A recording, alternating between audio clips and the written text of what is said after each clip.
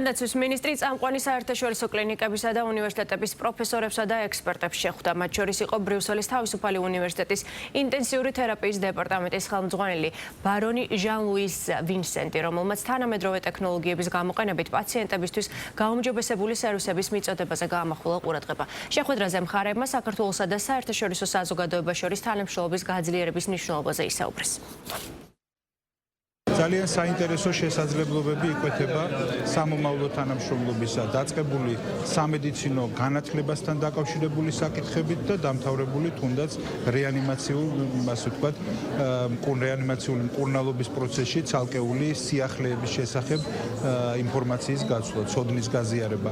ეს არის რა თქმა უნდა უმნიშვნელოვანესი პლატფორმები და ასეთი ტიპის კოოპერაცია, ასეთი ტიპის თანამშრომლობა არის კრიტიკულად მნიშვნელოვანი, სწორედ რომ მედიცინაში, ვინაიდან მედიცინა არის ის დარგი, სადაც პრაქტიკულად ყოველდღიურად არის აუცილებლობა ცოდნის განახლებისა.